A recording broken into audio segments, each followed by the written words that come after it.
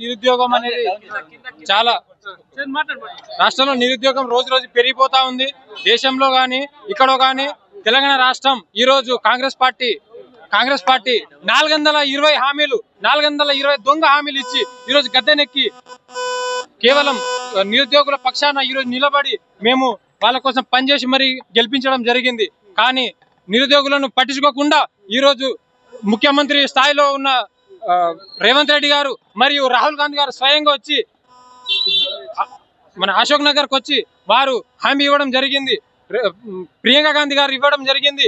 వాళ్ళు ఎక్కడ ఉన్నారు? ఈ రోజు వాళ్ళు వచ్చి ఇక్కడికి అశోక్ నగర్ కు వచ్చి మరి అడగాలి. ఇప్పుడు ఎన్ని నోటిఫికేషన్లు ఇచ్చినారు, ఎంత మందికి పోస్టులు భర్తీ అయినాయి, 40,000 60,000 80,000 అని నంబర్లు చెప్తున్నారు. కానీ నిజమైన నంబరు ఆర్టీఐ ద్వారా పెడితే 13,000 మంది మాత్రమే 13,000 మంది ప్లస్ ఉద్యోగాలు మాత్రమే ఇచ్చినారు. కానీ అఫీషియల్ గా నోటిఫికేషన్ ఇంత ఇచ్చినారు. కానీ దానికి ఎలాంటిది వాళ్ళు 60,000 70,000 అని చెప్తున్నారు. కానీ కేవలం వాళ్ళ రాజకీయం గురించి మాత్రమే చెప్తున్నారు తప్ప ఇది భవిష్యత్తులో నిరుద్యోగులు వాళ్ళ గొంతులు బలంగా వినిపిస్తారు.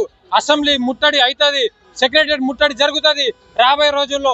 కేవలం మేము అనుకున్నాము మాకు మా ఆవిర్భావ దినోత్సవం రోజు ఏదైనా నోటిఫికేషన్ వస్తుందని తీపి కబురు ఉంటుందేమోనని నిరుద్యోగుల తరఫున మేము ఆశగా చూసినాము. కానీ రాలేదు. కేవలం ముష్టి ఇచ్చినట్టు 18,000 ఉద్యోగాలు ఇస్తామని చెప్తే ముష్టి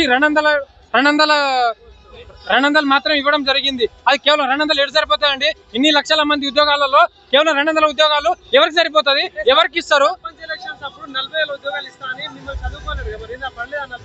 ఏంటిది రాలేదండి. వాళ్ళు కేవలం గత ప్రభుత్వం అని బీఆర్ఎస్ ప్రభుత్వం ఇచ్చిన నోటిఫికేషన్లు మాత్రమే ఇచ్చారు తప్ప వాళ్ళు సొంతంగా ఇచ్చింది ఏం లేదు.